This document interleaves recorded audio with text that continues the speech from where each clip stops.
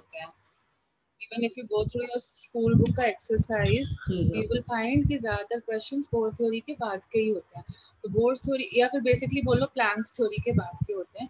तो वही चीज़ें तुम्हें अच्छे से रिवाइज करनी है, ठीक है। वहाँ से मतलब पहले का पढ़ना है, बट एक रीडिंग विल वर्क आउट, ठीक है। But lies in UV region, ठीक है। देन सिमिलरली एक होती है बामर लाइन। बामर लाइन का मतलब क्या होता है? लैंडिंग कहाँ होनी चाहिए? N2 पे। N1 N1 is equal to 2 and N2 can be anything, okay. Then उसके बाद कौन सी आती है? Passion.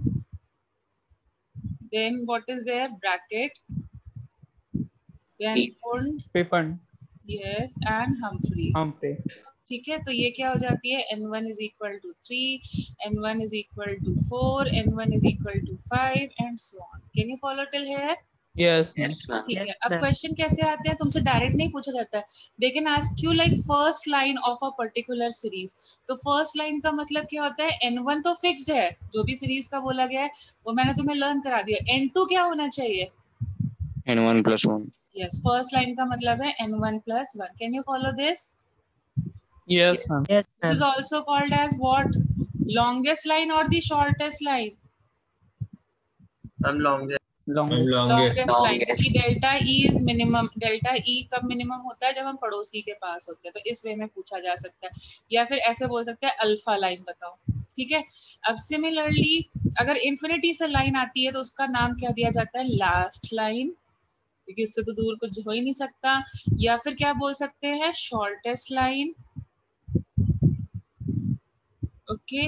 या फिर it is also called as series limit, क्योंकि उसके आगे कोई बियॉन्ड उसके कुछ है ही नहीं, तो it is also called as this. तो N1 वो सीरीज का फिक्स्ड होगा और N2 क्या होगा इस केस के लिए? इन्फिनिटी। इस टाइप के क्वेश्चंस आए थे और हम फॉर्मूला क्या लगाते हैं?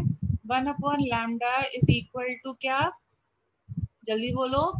RZ square up bracket Yes, N1 का square minus 1/N2 square N2 का स्क्वायर इंटू Z स्क्वायर। और डिपेंड करता है R की वैल्यू क्या लेते हो। तो कैलकुलेशन पर्पस के लिए अगर हमने ली 10⁵ तो यूनिट्स क्या होंगे? Centimetre inverse. सेंटीमीटर। और 7 लिया तो मीटर इनवर्स। उल्टा रहता है क्योंकि यहाँ पे इनवर्स चल रहा है। Can you follow till here? Yes ma'am. Yes. चलो, अभी अगर सपोजिंग जो पार्टिकल है ना हमारा यहाँ, you know, I told you one wavelength represents what? One photon. One wavelength, one particular wavelength represents one photon, and one photon means it can be called as a line. One color represents monochromatic. Monochromatic मतलब एक particular color जो होता है वो एक wavelength को represent करता है। ये last class में हम लोगों ने बहुत बार किया था। Combination of colors becomes spectrum. Yes. Yes. Combination of single color in various shades, it becomes series. याद आया? Yes. Everyone. So a single photon with a single wavelength, it is also referred to as a line. ठीक है, हमारी NCERT book उसको line कहती है। Fine. So one wavelength, और you can से उस वेवलेंथ का जो फोटोन होता है ना उसको हम लोग ऐसे भी रिप्रेजेंट करते हैं। It is also referred to as a line, okay. Now tell me, अगर एक पार्टिकल फर्स्ट एक्साइटेड स्टेट में प्रेजेंट है और वो ग्राउंड स्टेट पे जाता है तो वो कितनी लाइंस एमिट करेगा? कितने वैरायटी ऑफ फोटॉन्स एमिट करेगा? कितने तरीके से जा सकता है सेकंड से 1 में? 1 only one way. And supposing the lambda of this is lambda 1, so जब इलेक्ट्रॉन 2 से 1 में जंप मारता है तो कितने फोटॉन्स टाइप के फोटॉन्स एमिट होते हैं? One type. One type. So I can say one line is emitted. Yes. Yes. One line और one photon. अच्छा, अब मुझे बताओ इसमें वेरिएबल कौन होता है? N1 और N2 वेरिएबल होते हैं लैम्डा निकालते टाइम। Yes. Yes ma'am. अगर N1 और N2 वेरी करेंगे तो लैम्डा की वैल्यू वेरी करेगी। Yes ma'am. या फिर Yes, हम ऐसे कह सकते हैं हमारा लाइन वेरी करेगा, हमारा फोटोन वेरी करेगा। Do you agree? Yes ma'am. तो अब बताओ अगर इलेक्ट्रॉन n3 से 1 पे जंप मारता है तो कितने तरीके हो सकते हैं? देखो, एक अगर पहले क्या करे, 3 से 2 पे जंप मारे और फिर 2 से 1 पे जंप मारे, दोनों अलग फोटॉन्स होंगे या सेम होंगे? दोनों की वेवलेंथ अलग अलग अलग आएगी या अलग अलग होगी क्योंकि मैम, n2 और डिफरेंट। n1 की वैल्यू वैरी कर रही है। और अगर इलेक्ट्रॉन 3 से 1 डायरेक्टली जंप मारे, डिफरेंट वैल्यू आएगी या नहीं आएगी? Yes ma'am. ठीक है, तो how many types of photons और lines are emitted if the electron jumps from 3 to 1? 2 2 type. 2 type. 3 बेटा, देखो λ1, λ2, λ3. In all the cases, n1 and n2 are varying.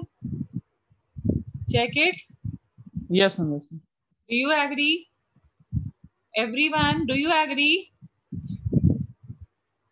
3 Yes. Photons मिल रहे हैं। ठीक है, अभी Yes. अगर थोड़ा सा कॉम्प्लिकेट करते हैं, अगर 4 से जंप मारता है तो कितने तरीके के मिलेंगे? देखो जरा, पहले 4 से 3 में आए, फिर 3 से 2 में जाए, फिर 2 से 1 में जाए। 3 से 2 से मिलने वाले फोटॉन का हमने पहले लिख रखा है, 2 से 1 पे लिखने वाले फोटॉन का पहले लिख रखा है। इसका एक नया मिलेगा, सेम वैल्यू होगी या डिफरेंट वैल्यू होगी? तो नया नाम देना पड़ेगा या नहीं देना पड़ेगा? Yes. Yes n1 ma'am. n2 yes vary ma'am. कर गए, नया नाम आ गया। अब क्या हो सकता है? पॉसिबिलिटी ये है कि 4 से 2 पे डायरेक्ट जंप मार जाए और फिर 2 से 1 पे जंप मारे। तो 2 से 1 का मतलब n1 और n2 की वैल्यू सेम है जो हमने λ1 में लिखी है। दे आर सेम और नॉट? आर दे सिमिलर और नॉट? Yes, ma'am. बट 4 से 2 वाली n1 n2 वैल्यूज डिफरेंट है, मतलब λ5 विल बी डिफरेंट। Yes. ठीक है, दूसरा तरीका क्या है? 4 से 3 में डायरेक्ट आ जाए लेकिन 3 से 1 पे डायरेक्ट जंप मार जाए। So can this be λ6? Yes. Ma'am, This will be Yes, same, ma'am. but this will become λ6. Can you follow? Yes, ma'am. और एक तरीका और क्या बचा? 4 से डायरेक्टली 1 पे आ जाए तो कितने फोटॉन्स एमिट हो रहे हैं? जरा काउंट करके बताओ। मैम λ6 तो हो चुका है। Ma'am lambda sorry, my mistake, इस वाले को हटा देते हैं। Eraser, sorry my mistake. एक पे ये डायरेक्ट जंप मार जाए तो अब बताओ कितने फोटॉन्स एमिट हो रहे हैं? 6। 6. अब देखो, जैसे जैसे number of radius and number of energy levels बढ़ रहे हैं, don't you think it is becoming more complex? Yes ma'am. ठीक है, तो अब इसको कैसे करें? तो उसके लिए हम एक फॉर्मूला याद कर लेते हैं। ठीक है, तो फॉर्मूला क्या बोलता है? Number of lines emitted when the electron jumps from higher transition to lower, lines का मतलब फोटॉन्स है यहाँ पे। It is equal to, books में देखोगे तो लिखा है m into n minus 1 divided by 2, but मैं n नहीं यूज करती हूँ क्योंकि बच्चे कंफ्यूज हो जाते हैं कि n कौन सा वाला, नंबर ऑफ एनर्जी लेवल या ये वाला। तो यहाँ पे I am using the term m, where m stands for what? Number of orbits involve, number of orbits involve. तो खुद से करो अभी सॉल्व। जब 2 से 1 पे जाता है तो कितने ऑर्बिट्स इन्वॉल्व होते हैं? ये NC2 तुमने शायद वो जो परम्यूटेशन एंड कॉम्बिनेशन होता है उसमें पढ़ते हो तुम, NC2 कर करके, वहीं से ये फॉर्मूला डिराइव हुआ है। ठीक है, जिनको आता है तो उनको थोड़ा सा हिंट मिल जाएगा, वहीं से ये फॉर्मूला डिराइव किया है मैंने। तो फिर do it now, tell me, जब 2 ऑर्बिट्स इन्वॉल्व थे तो फिर हो रहा है question solve? Yes, ma'am. Yes, ma'am. जब 3 ऑर्बिट्स इन्वॉल्व थे तो हुआ question solve? Yes. Yes ma'am. Yes ma'am. जब 4 ऑर्बिट्स इन्वॉल्व हुए तो क्वेश्चन सॉल्व हुआ? Yes. Yes ma'am.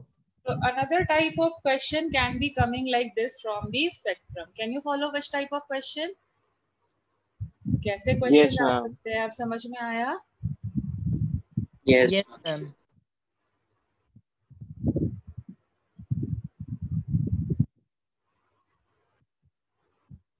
Is it fine? yes ma'am.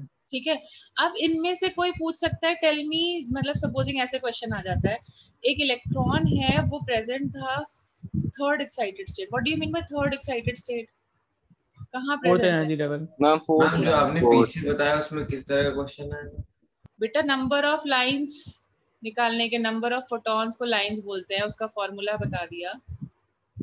Okay ma'am. ठीक है, तो ये हो गया तुम्हारा n इज इक्वल टू 4। ठीक है, अब क्वेश्चन, अब देखो तुम्हें मैंने ऑलरेडी बता दिया कि क्या पॉसिबिलिटीज है। इस केस में 6 पॉसिबिलिटीज हैं कि एक तो इलेक्ट्रॉन ऐसे जाए, फिर ऐसे आए, फिर ऐसे आए, फिर जंप मारना स्टार्ट करे, तो दो दो ऑर्बिट्स को ले लो, मतलब ऐसे जंप मार जाए, फिर इधर से ऐसे मार जाए, या फिर डायरेक्ट मार जाए। ठीक है, तो ये एक्चुअल में तो टोटल हमें कितनी लाइंस मिल रही है?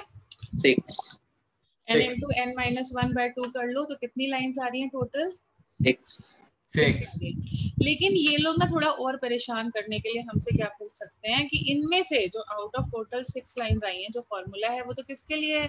टोटल फोटॉन्स के लिए है। तो टोटल तो हमारे पास 6 लाइंस आ रही हैं, लेकिन 6 में से हमसे ये पूछा जा सकता है, एक मिनट कहाँ गया, टोटल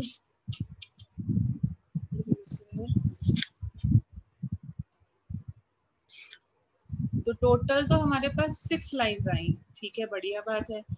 ठीक है, लेकिन अब हमसे वैरायटी में ये पूछा जा सकता है कि how many Balmer lines you will get, और you can say how many visible lines you will get when the electron jumps from fourth orbit to first orbit और ग्राउंड स्टेट। तो tell me how many Balmer lines you have. Balmer lines मतलब क्या होता है?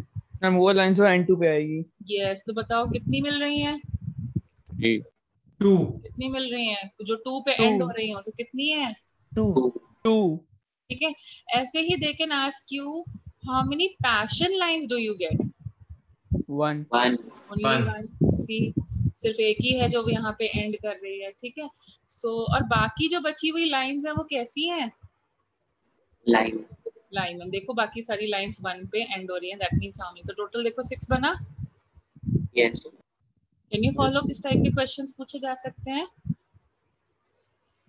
Can you follow which type of questions they can ask you? Yes ma'am. Yes ma'am yes ma'am. ठीक है, चलो हम लोग एक बारी और कर लेते हैं। मैम प्लीज सपोजिंग किधर?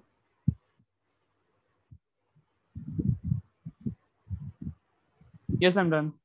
Okay, supposing I'm giving you a random question. An electron jumps from the supposing it jumps from the fifth excited state to ground state. An electron jumps from the fifth excited state to ground state. Find the number of visible lines.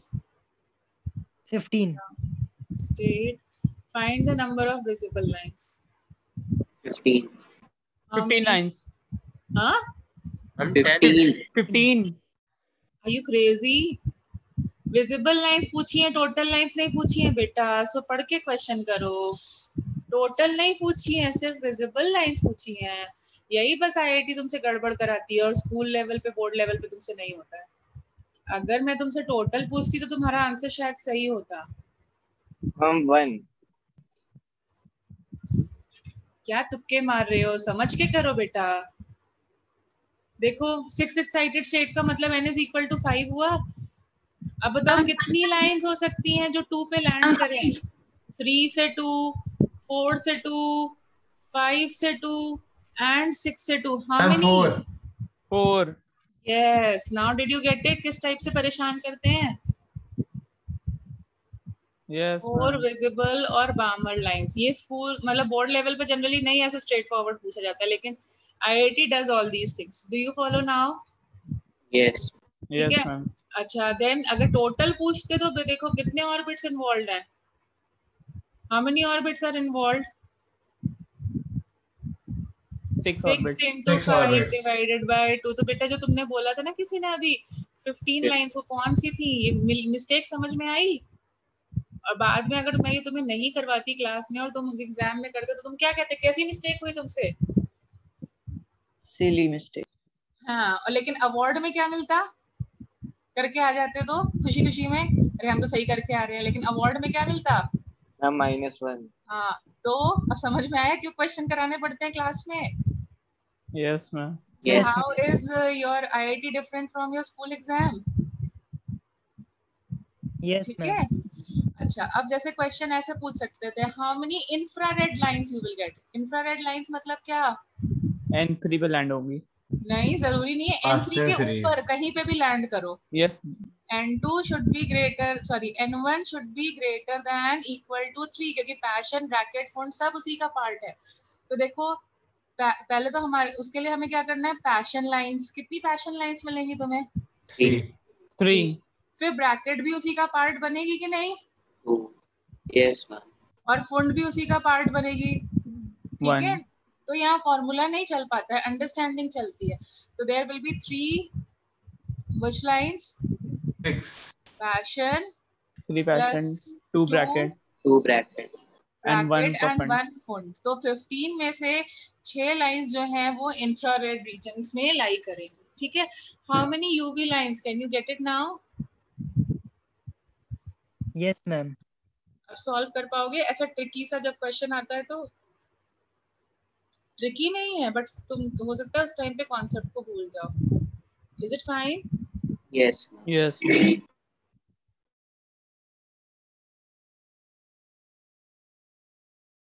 Yes ma'am. ठीक है। हाँ तो ये भी समझ में आया कि किस टाइप से थोड़ा सा घुमा फिर आपके क्वेश्चंस क्रिएट किए जा सकते हैं, yes ma'am ठीक है। Yes ma'am. मतलब यहीं पे तुम गड़बड़ करके आओगे, अदरवाइज कुछ है ही नहीं, फॉर्मूला बेस्ड क्वेश्चंस हैं और कुछ होना ही नहीं है। तो मुझे तुम्हें ये बताना जरूरी है कि कहाँ तुम गिर सकते हो, ठीक है। You have to be careful on the path. Is it fine? yes ma'am ठीक है। तो ये हो गया हमारा what do you call it as spectrum का part finished. Okay, this is your How many lines will be there in ultraviolet? you tell me now. Ultraviolet मतलब कहाँ लैंड करना चाहिए? Ma'am N1. 5 N1 पे 5 यस, काउंट कर लो, देखो count करके देखो बेटा, 5 आ रही है? Yes ma'am. Yes ma'am 5। yes ma'am very good, ठीक है। सो now let's move to the next part. So next part is, अब यहाँ पे हमारा कह सकते हो बोर्ड थ्योरी फिनिश हो जाता है। और दूसरा जो इस, फिर भी ये थ्योरी अच्छी थ्योरी नहीं मानी जाती है क्योंकि इसमें कुछ बाद में क्या हुआ, dual nature of matter discover हुआ और उसकी वजह से इसके मतलब बहुत सारे ड्रॉबैक्स आ गए। तो उसकी वजह से ये थ्योरी अभी भी वैलिड नहीं मानी जाती। क्यों नहीं मानी जाती है, ड्रॉबैक्स क्या है वो देखते हैं।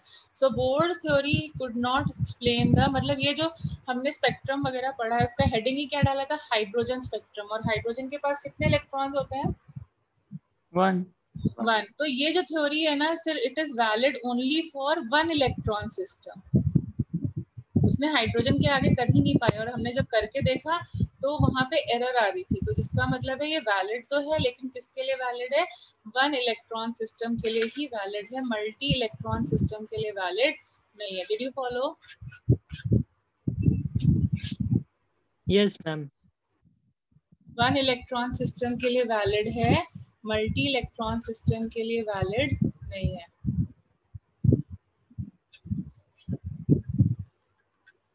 Valid for 1 electron system only. Can you get it? yes ठीक है। Then move to the next thing. Okay. तो next thing क्या हुई कि जो उसने बोला जो उसने बोला था कि like for example कि जो angular momentum is equal to NH, MVR is equal to NH upon 2 pi. Angular momentum MVR is equal to NH upon 2 pi। इसका कोई प्रूफ नहीं दिया, दिया क्या? मैंने दिया कोई proof? no ma'am no ma'am. नहीं, उसने भी नहीं दिया। कहाँ से आया भाई, कुछ प्रूफ तो होना चाहिए ना। और इसलिए ये थ्योरी जो है फेल हो गई। मतलब हम लोग तभी, हम लोग साइंस स्टूडेंट हैं, हम तभी एक्सेप्ट करेंगे जब आप हमें प्रूफ दोगे। रेडियस वेलोसिटी का प्रूफ दिया, एनर्जी का प्रूफ दिया, लेकिन MVR is equal to NH upon 2 pi, ये कहाँ से आया? ऑल्दो वैलिड है लेकिन इसका कोई प्रूफ नहीं था। Okay, can you get it? yes yes मतलब Yes, बाकी ma'am. लोगों ने एक्सप्लेन किया but not explained bye bore, was not explained bye bore. Okay, not explain मतलब सपने में आया कि कैसे हुआ, तो bye bore.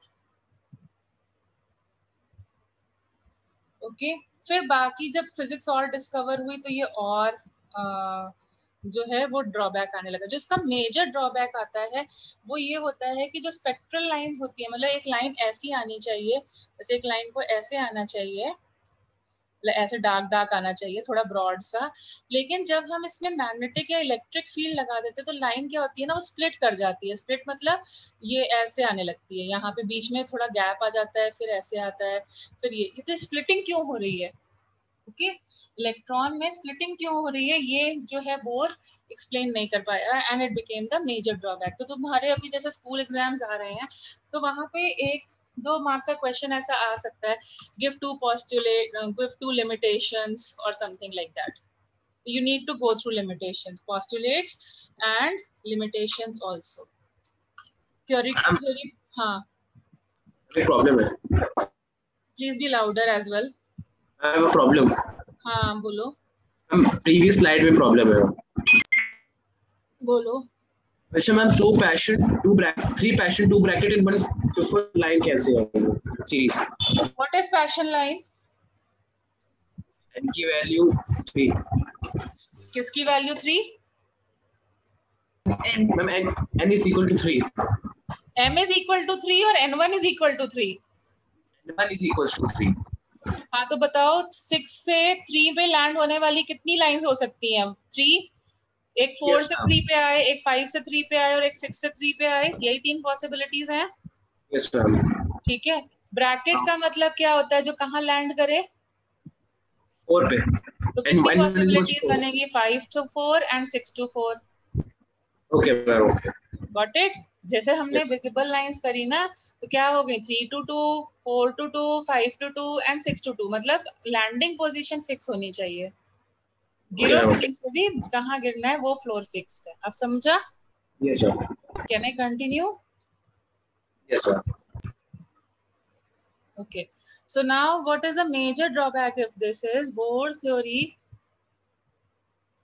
could not explain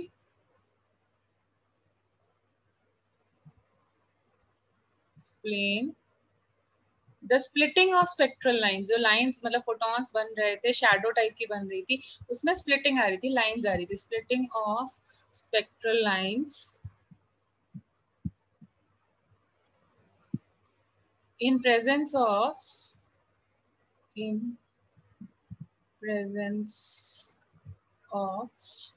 magnetic and electric field. Magnetic, और ये जो इफेक्ट है ना, इसमें तुम्हें इससे ज्यादा कुछ नहीं करना है, क्यों होती है क्या है इस सब नहीं, तुम्हारे सिलेबस का पार्ट है। तो मैग्नेटिक फील्ड की जब स्प्लिटिंग होती है तो हम उसे बोलते हैं जीमन इफेक्ट, एंड जब इलेक्ट्रिक फील्ड की स्प्लिटिंग होती है तब हम उसे बोलते हैं Stark effect.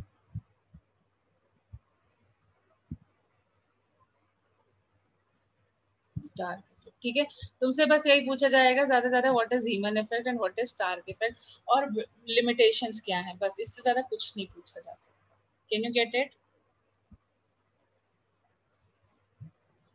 Can you follow this? Yes, ma'am. Yes, ma'am.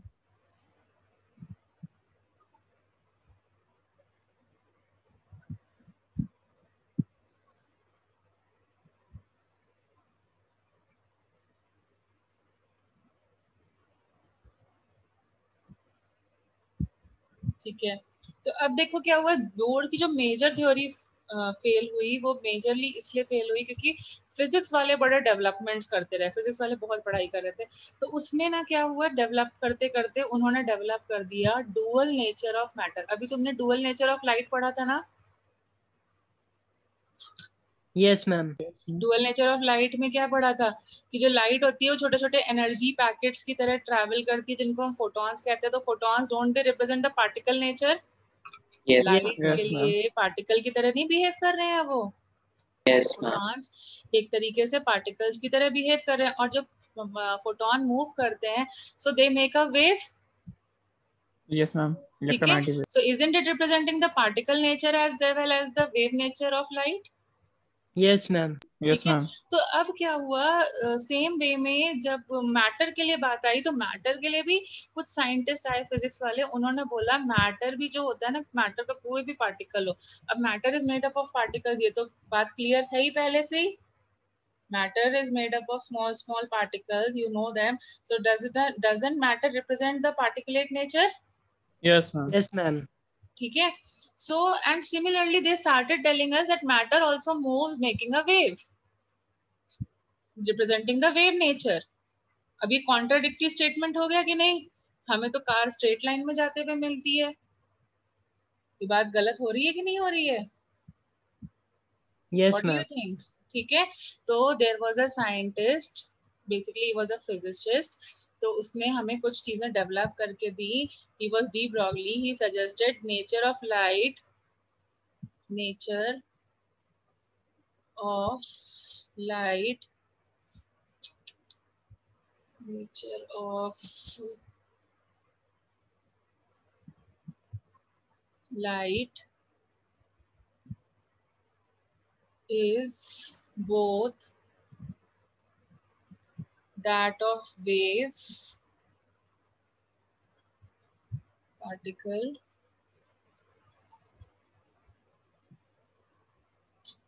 and wave. ठीक है, this is called as dual behavior. Okay, that is dual behavior. Okay, and this became, according to him, it is true for matter also. Dual behavior, true for every matter also. True for every matter also. True for matter also. तो लोगों ने भाई इसको गालियां देना start कर दिया, भाई ऐसे कैसे ट्रू है भाई, हम तो देखते हैं, हम देखो अभी बुक मूव करके दे रहे हैं और जो बुक है तो फिर वो स्ट्रेट लाइन में मूव करती। तो उसने इसका भी एक्सप्लेनेशन हमें दिया। उसने क्या एक्सप्लेनेशन दिया कि ठीक है, अगर देखो वेव बनेगा तो वेवलेंथ आएगी, एम्पलीट्यूड Excuse आएंगी, me, ये सब ma'am. प्रॉपर्टीज आएंगी। हाँ बोलो। Ma'am, what have you written after and?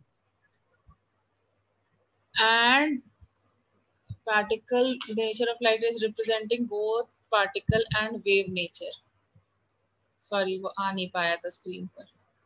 अब ठीक है। Yes, ma'am. And ma'am, after that you have written that is. That is dual nature is true for matter also. Okay, ma'am.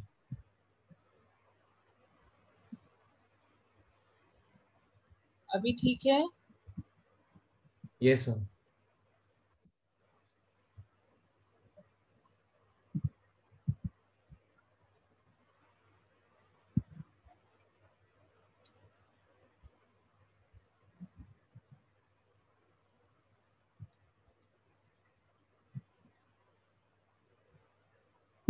ठीक है चलो, let's proceed.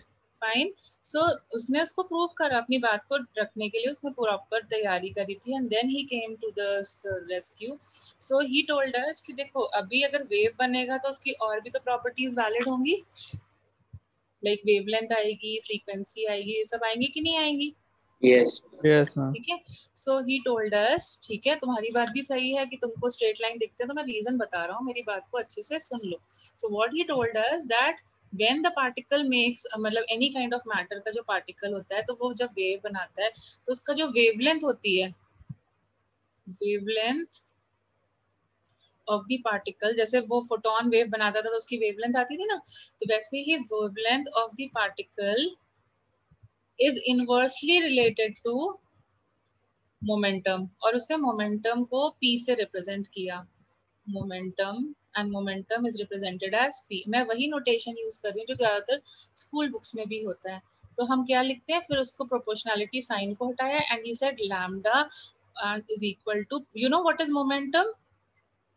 Mass into it. Mother, mother. Yes, so that he gave it like this. So this जो ये wavelength होती है of a matter is called as de Broglie's wavelength.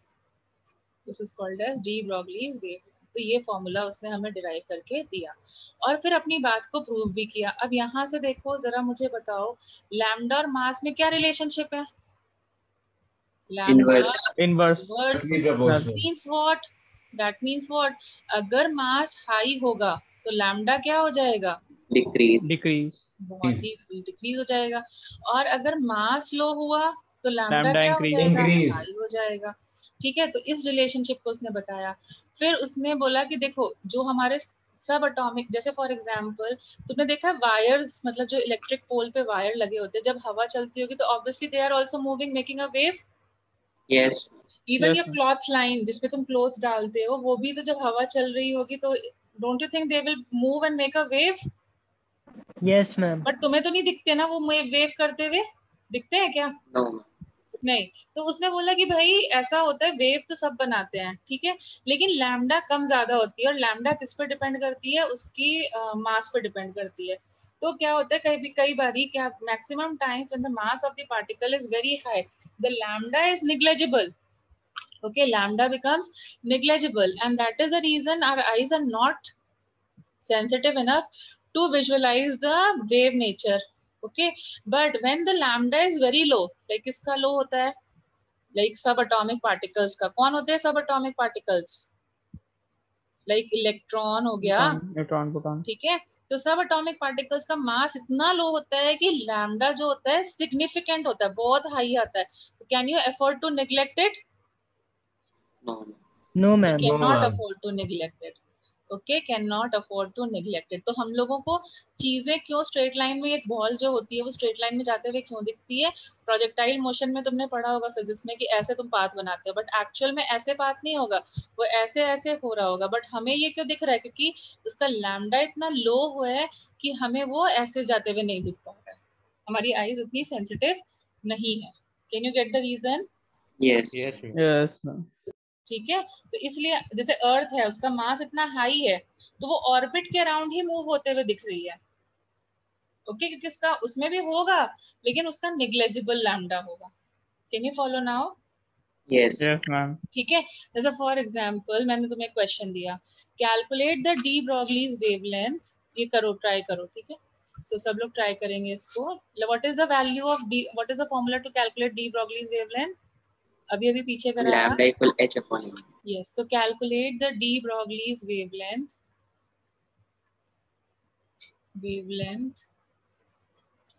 of ball whose mass is 0.1 kg, 0.1 sorry, and moving with the speed of 30 meters per second. ठीक है. एक fast bowler की speed कितनी होती है? एक फास्ट बॉलर की स्पीड कितनी होती है? कभी क्रिकेट नहीं खेला क्या?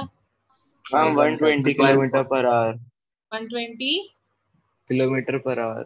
तो मैं तो बहुत छोटी सी स्पीड के लिए बोल रही हूँ, 30 मीटर्स पर सेकंड. जरा कैलकुलेट करो डी ब्रॉगलीज वेवलेंथ कितना आएगा.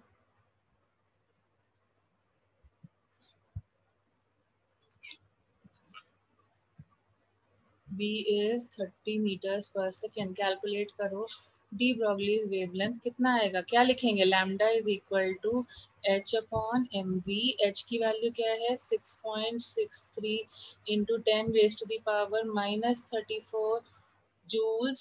मास किस में रखना पड़ेगा? जूल्स में, केजी में ही, एम के सिस्टम और केजी मीटर पर सेकंड. अब कैलकुलेट करो जरा. 2.21 10 to the power minus अब 34. बताओ ये लैम्डा तुम्हें दिखेगी? अगर बाई चांस भी ये लैम्डा दिखना भी चाहे तो क्या दिख पाएगी? No. Lambda ma'am. देखो कितनी No, ma'am. नेग्लिजिबल No, आ रही है ma'am. कि नहीं? No, ma'am. देखो 100 ग्राम की जो बॉल है वो इतना नेग्लिजिबल लैम्डा दे रही है. तो अगर हम मास को बढ़ाते जाएंगे, अगर सपोजिंग अर्थ वगैरह की बात करें, तो don't you think there will be a very lower value? Yes ma'am. Yes. Ma'am. इसीलिए हमें वो स्ट्रेट लाइन में जाते हुए दिखते हैं, क्योंकि उनकी वैल्यूज बहुत लो आती है. Can you follow? निगलेक्ट करने लायक वैल्यू है या नहीं है? Yes ma'am. Yes. Yes, ma'am. But छोटे पार्टिकल की अगर यहीं पर तुम मास ऑफ, ये मास जो है ना, ये जरा तुम रख दो मास ऑफ इलेक्ट्रॉन और फिर कैलकुलेट करो, तो सिग्निफिकेंट वैल्यू आएगी which we can not afford to neglect. Can you follow this? Yes ma'am. ठीक है. Yes, ma'am. तो अब ये बस तुमको ये फॉर्मूला याद हुआ, lambda is equal to h upon mv. Yes ma'am. ठीक है. और हम इलेक्ट्रॉन के लिए ही क्यों यूज करते हैं ये भी समझ में आया? Yes, ma'am. ठीक है. तो अब क्या होता है, कई बार ना वो वेलोसिटी नहीं देते. वेलोसिटी की जगह वो हमें परेशान करने के लिए, तुम्हें पता ही आईआईटी बिना परेशान किए तो मानेगा नहीं, तो वो क्या करते हैं, काइनेटिक एनर्जी दे देते हैं. तो how can you relate kinetic energy?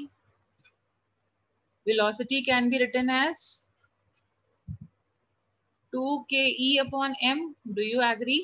Yes. तो momentum Yes, can be ma'am. Written as what? mv होता है. So tell me momentum can be written as what? Solve करके बताओ. 2mke. Do you agree with this or not? Yes. Yes, Yes, What is ma'am. the another formula of this? Lambda is equal to h upon mv हो सकता है, या फिर हमारा नया formula क्या हो सकता है? √2 MKE. Can you follow it? Yes, ma'am. ठीक है. अब कभी कभी क्या होता है, you know, electron volt is another unit of energy. Yes, ma'am. ठीक है. सो कभी कभी क्या होता है, it is something like the if charge particle, like electron is a charge particle, so if any charge particle with charge q is the charge of that particle.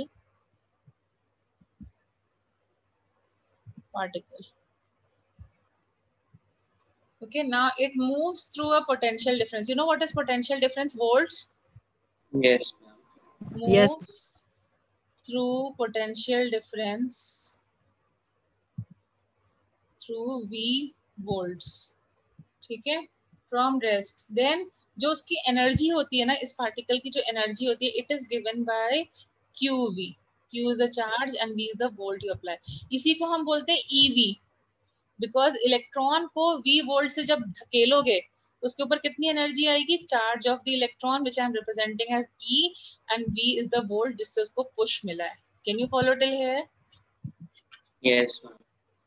ठीक है. तो अब बताओ डी ब्रॉगलीज फॉर्मूला को, de Broglie's wavelength को another way में कैसे लिख सकते हैं? 2m kinetic energy can be replaced by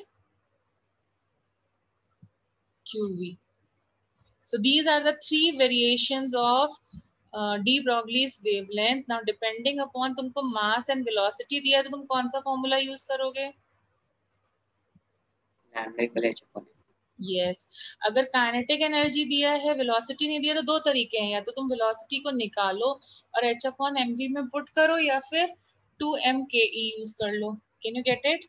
ma'am Yes, यहाँ ma'am. पर Q जो है वो चार्ज ना पार्टिकल का. Yes, Q represents the charge of the particle. Like for Okay. example, it is electron. So what is the charge of the electron? 1.6 into 10 raised to the power minus 19. Can you get it? Yes. Yes, ma'am. ठीक है. और generally क्योंकि हम atomic structure पढ़ रहे हैं तो charge particle कौन होगा?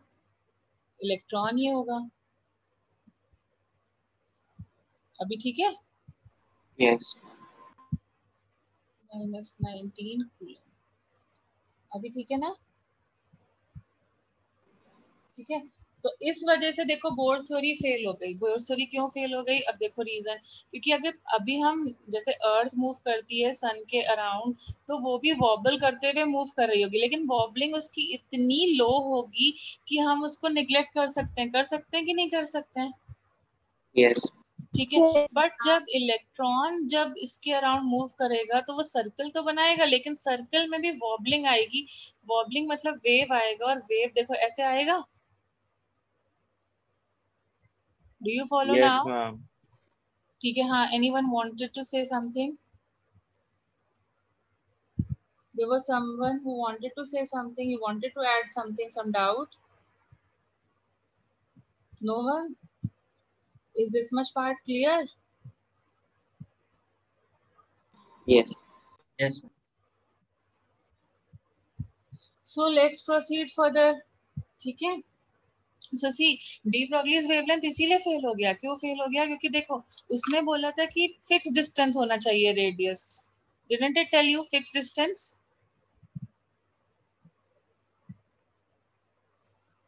Isn't it telling you the fixed distance from the nucleus? अरे बताओ बेटा. और Yes, ma'am. ठीक है. But if it is going to make a wave, do you think you will have the fixed distance? See, ये inner पे इतना आ सकता है, मैक्सिमम ये इतना जा सकता है. Is it a fixed distance? No, ma'am. सो ये गलत बात हो गई कि नहीं बोर की? Yes, ma'am. ठीक है. तो फिर क्वेश्चन ये अराइज होगा कि ठीक है चलो हम आपकी बात मान लेते हैं जो आप बोल रहे हो, और डी ब्रॉगली हम सारी बात मान लेते हैं.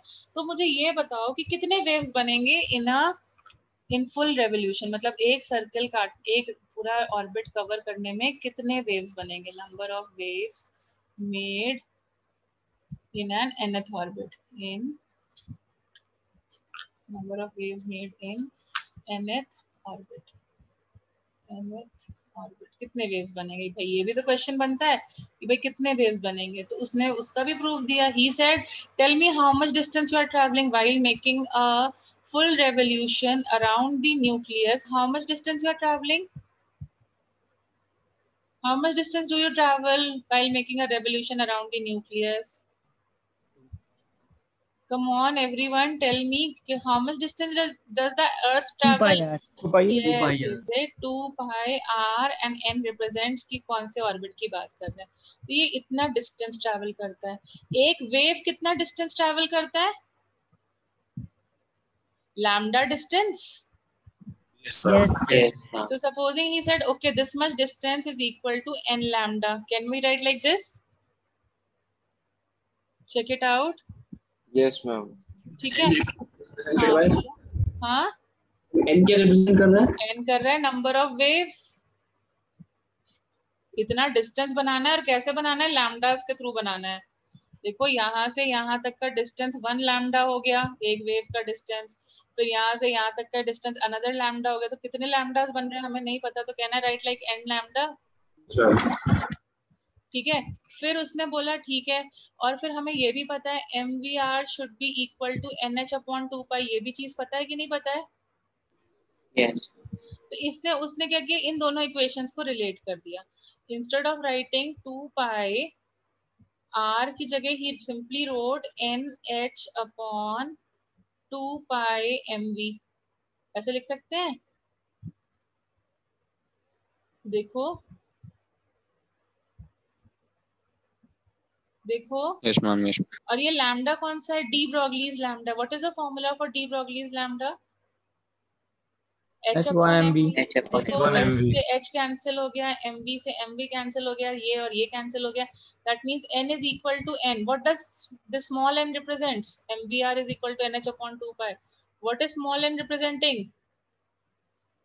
What was n small n representing? We Bohr's theory में Orbit. किया था. Bohr's orbit. Orbit. So can I say number of waves made to complete one revolution around the nucleus is equal to the number of orbit? Yes. Number of waves to complete one revolution is equal to number of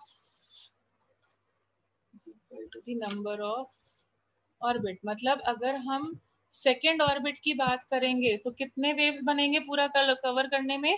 2 waves. कितने बनेंगे? 2 waves. मतलब it will be something like this. पहले एक wave बनेगा and then it will be something like this. See here to here it is one wave and then here to here it is one other wave. Can you follow? Yes, ma'am. ठीक है. Let me make it properly. It wasn't proper. So supposing this is my this and actual में board ने तो बोला था कि भाई ऐसे Ma'am? करना है. हाँ बोलो. अभी आपने 2 waves क्या बताया था? तो बता तो रही हूँ ना दोबारा. बोर्ड ने बोला था कि ऐसे सर्कल बनना चाहिए या स्फीयर बनना चाहिए, लेकिन सही डेफिनेशन क्या बोलती है कि भाई 2 वेव्स बनने चाहिए. तो ये देखो ये एक वेव बना और फिर up and down see this way. So electron कौन सा पाथ फॉलो करेगा? डॉटेड वाला या ये वाला? Solid line. Solid. Yes, because of its dual nature. Can you follow now? देखो 2 waves Yes, बन रहे ma'am. हैं. ठीक है. जैसे फॉर एग्जाम्पल ये है मेरा ऑर्बिट. ओके. तो ये तो गलत चीज हो गई. इसको अगर मैं वेव में करना है, मतलब ये ऐसे जा रहा है, फिर वापस आया, फिर ऐसे गया, फिर वापस आया, फिर अंदर, फिर बाहर. तो टेल मी ये कौन सा ऑर्बिट रिप्रेजेंट हो रहा है? Number of orbit is equal to the number of waves. तो कितने वेव्स बन रहे हैं? 3. How many waves you are making? 3. 3. So that means this is representing which orbit? Third. Third. Third orbit. Can you follow this? Yes, ma'am. Yes, ma'am. Everyone, this is representing n is equal to 2. This is representing n is equal to 3. So tell me this is representing what? कितने waves बन रहे हैं? 1 2 3 4 5. Sorry थोड़ा सा diagram गड़बड़ बन गया. तो सपोजिंग इरेजर कहाँ है? इरेजर गलत हो गया. 1 मिनट. तो ये है हमारा circle which was told by Bohr, but we have to make waves. So now the correct way of representation is 1, then it is coming back, going out, and then tell me how many waves are made. Now count. See, 1 up, 1 down, first wave, up and down, second wave, then up and down, second, third Fourth. wave, and so this is representing the fourth orbit, isn't it? Yes, ma'am. Yes, Yes, ma'am. Third ma'am. excited state of fourth orbit. Can you follow now? Yes, ma'am. ना सी अब ये बात भी आती है कि फिर अच्छा अगर ऐसा नेचर बन रहा था तो बोर्ड जो है फर्स्ट मतलब हाइड्रोजन या एक इलेक्ट्रॉन के लिए क्यों ट्रू है, व्हाई इज हाइड्रोजन मतलब उसके लिए ट्रू क्यों है, उसका रीजन भी देख लेते हैं, वो भी डी ब्रोगली ने प्रूव कर दिया। उसने बोला कि ठीक है that means if n is equal to 1 how many wave should make 1. One wave. wave. So see अगर 1 wave means what, मतलब वैसे बोर्ड ने क्या बोला था, ये ऐसे होना चाहिए, चेक करो Yes. ऐसा होना चाहिए। Now represent it in the form of a wave. So see ये ऊपर की तरफ का पार्ट, फिर इलेक्ट्रॉन ऐसे जा रहा है, so isn't it representing one wave, one whole Yes, ma'am. Circle, isn't it equal to the one wave,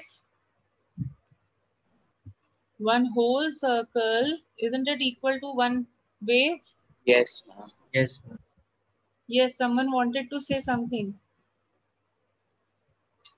See, A से start हुआ, B पे गया, C पे गया, then D पे आया and A पे खत्म हुआ। तो देखो A, B, C, D and A, isn't it representing a one full wave? Yes, So ma'am. De Broglie और बोर्ड्स की बात फॉर एक इलेक्ट्रॉन सिस्टम के लिए क्यों ट्रू बैठती है, क्योंकि वन सर्कल और one orbit is similar to that of one wave, that's why simultaneously they hold true. Is it fine? Yes. But बाकियों में तो ये बात गड़बड़ हो जा रहा है ना। Yes, ma'am. Okay, so that is why it does not hold true for other systems. Okay for now? Yes, ma'am. ठीक है, अच्छा अब देखो उसके बाद आया Heisenberg's uncertainty principle. Now what do you mean by uncertainty? What do you mean by, English का टर्म है, इंग्लिश में डिकोड करो। Uncertainty principle, what do you mean by uncertainty? Not always same. Matter is not always same. Uncertainty principle, ठीक है, what does you mean by uncertainty? So uncertain है, जैसे you know एक पेंडुलम होता है, तो पेंडुलम का मूवमेंट कैसा होता है, मैं पेंडुलम से थोड़ा बेटर एक्सप्लेन कर पाती हूँ इसलिए मैं पेंडुलम यूज कर रही हूँ। तो देखो पेंडुलम में फिजिक्स में तुमने पढ़ा होगा, तो क्या होता है यहाँ पर सपोजिंग उसकी पोजीशन 0 है, यहाँ पे गया तो इसकी पोजीशन होगी +a मैक्सिमम, यहाँ पे गया तो इसकी पोजीशन होगी -a। अब वही चीज वेलोसिटी के लिए करो तो यहाँ पे वेलोसिटी मैक्स होती है, फिर धीरे धीरे डिक्रीज होकर के 0 हो जाती है, फिर वापस आता है मैक्सिमम होती है और फिर डिक्रीज होकर 0 हो जाती है। यही प्रोसेस चलता है कि नहीं? Yes. ठीक है, तो कंटिन्यूअसली कहना है से पेंडुलम में उसका जो वेलोसिटी और पोजीशन है वो चेंज होते रहते हैं with respect to time. The position and the velocity of the pendulum keeps on changing with respect to time. Yes, ma'am. ठीक है, तो अब देखो अगर सपोजिंग तुमने इस पॉइंट पर इसको पकड़ने की कोशिश करी, मतलब इसकी पोजीशन नापने की कोशिश करी, तो डोंट यू थिंक जब तक तुम इसको पोजीशन देखोगे तब तक पार्टिकल थोड़ा सा आगे मूव कर जाएगा और वेलोसिटी चेंज कर जाएगी? Yes, ma'am. Yes, ma'am. और जब तक हाँ। सपोजिंग तुमने इस पोजीशन पे पकड़ के वेलोसिटी कैलकुलेट करने की कोशिश करी तो वो हो सकता है वापस जा रहा हो और उसका पोजीशन चेंज हो जाए। तो क्या तुम पोजीशन और वेलोसिटी दोनों एक टाइम पे निकाल पाओगे? No, ma'am. No, ma'am. नहीं निकाल पाएंगे ना हम लोग। ठीक है, तो यही चीज अनसर्टेनिटी में हाइजेनबर्ग ने बोली। हाइजेनबर्ग ने बोला है कि जब इलेक्ट्रॉन जो होता है ना उसकी, यही रीजन है बोर्ड थ्योरी फेल हो गया, क्योंकि उसकी वेलोसिटी और पोजीशन फिक्स ही नहीं होगी। उसने यही बोला कि भाई इलेक्ट्रॉन क्या कर रहा है, वो एक वेव बना रहा है। ठीक है, ये एक इलेक्ट्रॉन जो है, बोर्ड ने बोला कि it is at fix distance from the nucleus, तभी तो हम इसको ऑर्बिट बोलते थे ना, it is at fix distance from the nucleus and that's why it was called as orbit. Isn't it true? बोलो बेटा, Yes, isn't ma'am. it true? Yes, ma'am. ठीक है, but now when we agree that dual nature of matter is working on the electron and we cannot afford to neglect, so see there will be range of orbit. एक तो inner orbit होगा R1 and there will be an outer orbit. See there will be a range of orbit or not? Yes, ma'am. ठीक है, ये देखो ये capital R हो जाएगा। तो इलेक्ट्रॉन का कोई फिक्स लोकेशन नहीं है, वो R1 से लेकर के R के बीच में कहीं भी लाई कर सकता है।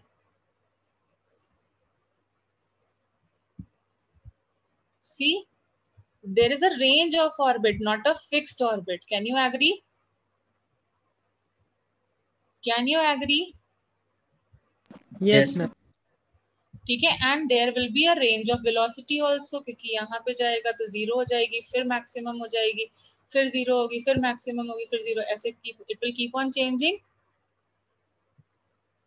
Yes, ma'am. ठीक है, so again that point comes that we cannot calculate the velocity of the electron, और velocity को उन्होंने क्या बोला, momentum. So he told us that we cannot calculate velocity of the electron or the momentum and the position of the electron simultaneously. अगर तुमने गड़बड़ करी, क्योंकि वो वेव नेचर है, तो तुमने अगर जबरदस्ती कैलकुलेट करने की कोशिश करी तो वो एक्यूरेट वैल्यू नहीं आएगी, it will have error. Can you get it? It is uncertain, so you will have an error. It won't be the exact value. Do you get it? And why it is not exact, can you understand now? Ma'am, can you please repeat? Ma'am? See, when you are seeing a pendulum, when you catch its position, its velocity will vary. When you will catch the velocity, its position will vary. दोनों चीजें क्या एक साथ calculate कर सकते हो? क्योंकि वो कंटिन्यूअसली चल रहा है। No. Can you? ठीक है, No, तो वही ma'am. चीज इलेक्ट्रॉन के लिए, क्योंकि वो भी तो वेव बना रहा है ना, पेंडुलम और इलेक्ट्रॉन का वेव नेचर सेम ही है, तो इलेक्ट्रॉन भी कंटिन्यूअसली मूव कर रहा है। तो सपोजिंग तुमने इलेक्ट्रॉन को यहाँ पकड़ा, तब तक वेलोसिटी वैरी कर जाएगी, अगर तुमने यहाँ वेलोसिटी पकड़ी तब तो पोजीशन वैरी कर जाएगी। Can you calculate them simultaneously now? No, ma'am. No. Okay, that's what he's told us. Okay, that you cannot calculate the position of the electron and the momentum. velocity को उसने बोल दिया momentum, तो वहां हमसे गड़बड़ होगी ही होगी। So this is called as uncertainty. कुछ ना कुछ error होना ही होना है। uncertainty in position and uncertainty in momentum. mistake होनी ही होनी है। uncertainty in momentum. अब momentum का फॉर्मूला क्या होता है बोलो? P is equal to mv. MV. m cannot be uncertain.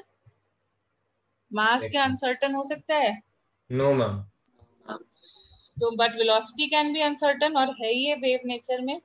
Yes. Okay, so that's what he said कि जब भी अगर तुमने कोशिश करी दोनों को साइमल्टेनियसली निकालने की तो गड़बड़ हो जाएगी, मतलब अनसर्टेनिटी हो जाएगी। तो कितनी एरर हो सकती है? अब एरर करने का तो कोई स्कोप नहीं होता, कितनी भी हो सकती है, अनलिमिटेड, इनफाइनाइट। भाई अगर तुम्हें गलत ही वैल्यू लिखनी तो कुछ भी लिख सकते हो ना, गलत आंसर Yes, पे तो कुछ भी वैल्यूज हो सकती हैं, लेकिन हम क्या बोलेंगे, भाई हमसे तो एरर होती नहीं है। मिनिमम कितनी होती है? h/4π। ठीक है, जैसे फॉर एग्जांपल तुम्हें एक लाइन मेजर करने को बोली गई और स्केल ऐसा था, तो तुम क्या बोलोगे कि मिनिमम 1 सेंटीमीटर की एरर हो सकती है। भाई 4 था और 4.1 हम लिख दें, या 4.1 था तो 4 लिख दें, ऐसी गड़बड़ हो सकती है। तो मिनिमम स्केल की एरर हो सकती है, और मैक्सिमम एरर क्या हो सकती है? कुछ भी, infinite. Okay, so uncertainty minimum can be h/4π। ये भी इंस्ट्रूमेंट की एरर है, हमसे नहीं हुई है। और मैक्सिमम कितनी हो सकती है? कुछ भी हो सकती है। Can you follow this? Can you follow this? Yes, Yes, ma'am. ma'am. Yes, ठीक है, ma'am. So this is Heisenberg uncertainty principle. लेकिन कैलकुलेशन करते टाइम हम क्या बोलेंगे? हमसे एरर होगी क्या? तुम मानोगे कभी तुमसे एरर होती है?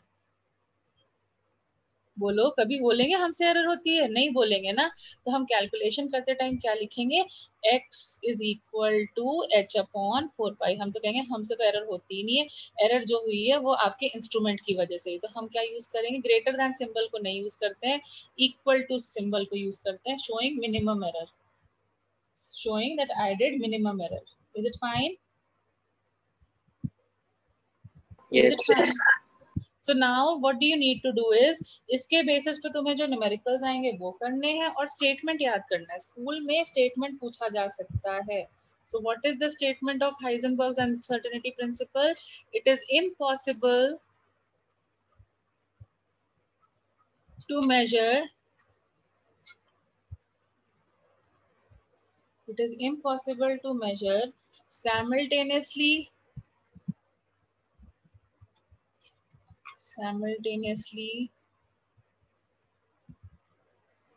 exact position and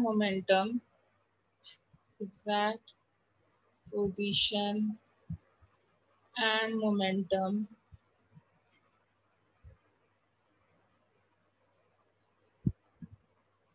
of a body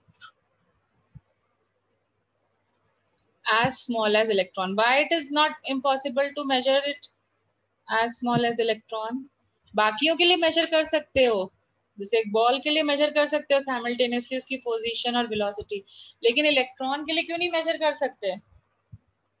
ball के लिए मेजर कर सकते हैं, इलेक्ट्रॉन के लिए नहीं मेजर कर सकते। What is the reason?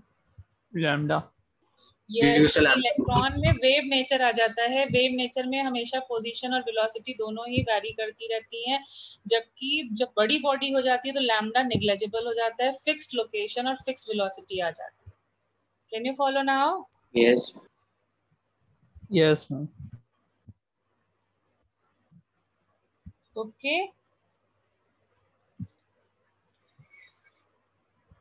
बात समझ में आई? Yes. ठीक है, तो अब तुम्हारा होमवर्क क्या होगा? तुम्हारे जितना भी स्कूल बुक दिया है, जितने भी तुम्हारे प्रैक्टिस बुक्स दिए हुए हैं, उसमें से तुम्हें कहाँ के क्वेश्चंस और सॉल्व करने हैं? कहाँ के क्वेश्चन सॉल्व करने हैं? डी ब्रोगलीज और हाइजेनबर्ग्स अनसर्टेनिटी प्रिंसिपल के क्वेश्चंस सॉल्व करने। And you can yourself analyse कि जो क्वेश्चंस आने वाले हैं वो डायरेक्टली फॉर्मूला बेस्ड होंगे, isn't it? Yes. They are going to be directly formula based only. ठीक है, मास दिया होगा और तुमसे बोलेंगे लैम्डा निकाल लो, something like that will happen. Okay, shall I move further? Yes. So let's move further. So देखो अब क्या है, इसके बाद में करेक्टेड थ्योरी आई, जिसको हम लोग अभी तक फॉलो करते हैं, मतलब या फिर ये कह सकते हो बेस्ट थ्योरी हमारे सिलेबस में जो है वो है श्रोडिंगर्स वेव इक्वेशन की थ्योरी, जो हम बाद में करेंगे। बट श्रोडिंगर्स वेव इक्वेशन ने हमको एज एन रिजल्ट दिया क्वांटम नंबर्स। अब क्वांटम नंबर्स क्या होते हैं, इनका ब्रीफ आइडिया मैं तुम्हें दे देती हूँ। तो क्वांटम नंबर जैसे तुम्हारा आधार कार्ड नंबर होता है, एक यूनिक नंबर होता है ना, personalised. Yes, ma'am. Yes, ma'am. ठीक है, तुम्हारा मतलब लाइक रजिस्ट्रेशन नंबर एक यूनिक नंबर है, पर्सनलाइज। तो ऐसे ही हम 4 नंबर्स लेते हैं जिससे हमें एड्रेस ऑफ इलेक्ट्रॉन को, मतलब इलेक्ट्रॉन को लोकेट करने के लिए, okay, locate the electron. Okay, अब जैसे गोल्ड आ जाएगा या फिर बड़े बड़े एलिमेंट्स आ जाएंगे तो उसमें नंबर ऑफ ऑर्बिट्स भी बढ़ जाएंगे, नंबर ऑफ इलेक्ट्रॉन्स भी बढ़ जाएंगे। तो वो इलेक्ट्रॉन जिसके बारे में हम बात करते हैं वो कौन से शेल में प्रेजेंट है, उसके लिए हम एक नंबर्स की हेल्प करते हैं। मतलब हम उस एड्रेस को वर्ड्स में नहीं लिखेंगे, we will write the address of the electron using numbers. तो जो हम नंबर्स या जो कोडिंग सिस्टम बनाते हैं ना, उसको ही हम क्वांटम नंबर्स बोलते हैं। Can you follow? Can you get a brief idea what is quantum numbers? जैसे फॉर एग्जाम्पल तुम्हें अपने घर का एड्रेस लिखना है, ठीक है, तुम एड्रेस कैसे बताते हो किसी को? पहले तुम अपनी लोकेलिटी डिफाइन करते हो कि यहाँ आ जाना, ठीक है। फिर लोकेलिटी डिफाइन करने के बाद तुम अपना बिल्डिंग का नेम देते हो या सोसाइटी का नेम देते हो, फिर वहां Yes. पे क्या बताते हो, फिर उसके बाद अपना फ्लैट नंबर बताते हो, और फ्लैट नंबर में भी 4 लोग रह रहे हैं, mummy papa, your sibling and you, तो you tell your name. So how many parameters are required to locate you? How many parameters? 4 parameters. तो उसको अब लोकेलिटी हम कैसे आइडेंटिफाई करेंगे, हम उसका एक नंबर दे देंगे, मतलब कोड दे देंगे. फिर उस लोकेलिटी की जितनी भी बिल्डिंग्स हैं उनको हम एक कोड दे देंगे, फिर उनके हिसाब से फ्लैट नंबर को कोड दे देंगे, और उसमें से जो मेंबर है उसको कोड दे देंगे. तो एक कोड जनरेट हो जाएगा. Yes. ओके, जैसे फॉर एग्जांपल तुम्हारा जे एक्सपर्ट्स में कोड होगा तुम्हारा समवेयर 11 0 करके होगा, देन 21 होगा, देन 23 होगा, एंड देन कुछ कुछ और लिखा होगा. तो what does this stand for? तुमने 11th में एडमिशन लिया है, 2021 में तुम 11th क्लास के स्टूडेंट हो, या 11th क्लास में तुमने जे एक्सपर्ट्स में एडमिशन लिया है. कुछ हो सकते हैं जो पुराने स्टूडेंट उनका 10 से स्टार्ट हो रहा हो या 9 से स्टार्ट हो रहा हो. जिसने जिस टाइम पे एडमिशन लिया है वो रिप्रेजेंट करता है. 2021 का मतलब क्या है? तुमने 2021 में एडमिशन लिया है. अब अपना बैच ऐसे ही देखना, ठीक है. 23 का मतलब क्या? तुम कब एग्जाम दोगे आईआईटी का? 20. 23 में, ठीक है. और फिर उसके बाद कुछ कुछ और नंबर्स होंगे, मतलब डिपेंडिंग अपॉन क्या कितने स्टूडेंट्स हैं, जैसे 1000 1003. ऐसे ही तुम्हारा नंबर किया जाता है. जैसे फॉर एग्जांपल कोई बच्चा है, उसने 9th में एडमिशन लिया है, 21 में लिया है, तो वो कब देगा? 25. 25. 25. और फिर सपोजिंग वो 48 स्टूडेंट है, तो यहाँ पे आ गया 0048. अब समझ में आया coding system? Yes, ma'am. Yes, ma'am. Class, year of admission, year of IIT, and the registration number. How many parameters needed? 4. 4. 4. ऐसे ही एक इलेक्ट्रॉन को लोकेट करने के लिए भी हम 4 पैरामीटर्स यूज करते हैं, और उनको हम उसको as an collectively what we call them as quantum numbers. Can you follow now? What is quantum numbers? Yes. Did you get an idea? Yes. Okay, तो ये हम लोग अभी नेक्स्ट क्लास में अच्छे से करेंगे, डीपली करेंगे, अच्छी स्टडी करेंगे. एक और तुमको एग्जांपल से अगर मैं एक्सप्लेन करूं, जैसे कोई मतलब कोई एक कंपटीशन हुआ, उसमें तुमने अवार्ड ले लिया and they want to give your award to you. So how will they locate you? Again how many parameters will be needed to locate you? Okay, so how will they locate you? They will go through your school. फिर कौन से branch में हो, फिर क्या होगा? They will ask your class. फिर class में भी तो बहुत सारे सेक्शंस होते हैं ना, then section, and then your name. So how many parameters are needed to locate you? 4. 4. तो अब इन पैरामीटर्स को हम अलग अलग कोडिंग से रिप्रेजेंट करेंगे. Is it fine? Yes, ma'am. ma'am. Yes.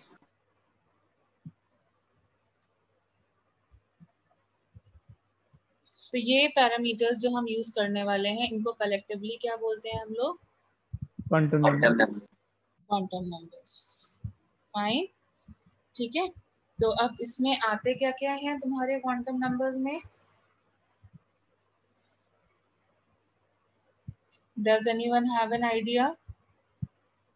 About quantum numbers में कौन कौन से होते हैं?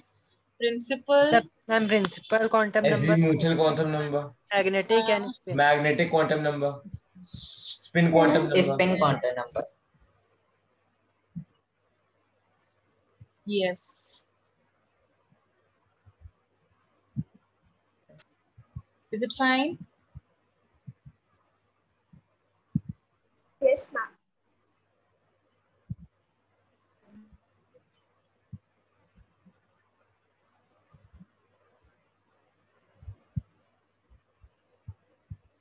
चलो, तो हम लोग आज के लिए इतना ही रखें, क्योंकि फिर अभी ये स्टार्ट करेंगे तो बहुत टाइम हो जाएगा. बट होमवर्क तुम्हें याद रहेगा? होमवर्क याद Yes. रहेगा? Yes. You have to do question. Works uncertainty principle. Is it fine for today?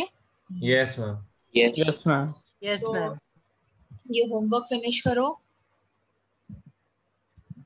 Okay, so I'm ending the session. Thank you ma'am. Thank you, ma'am. Everyone.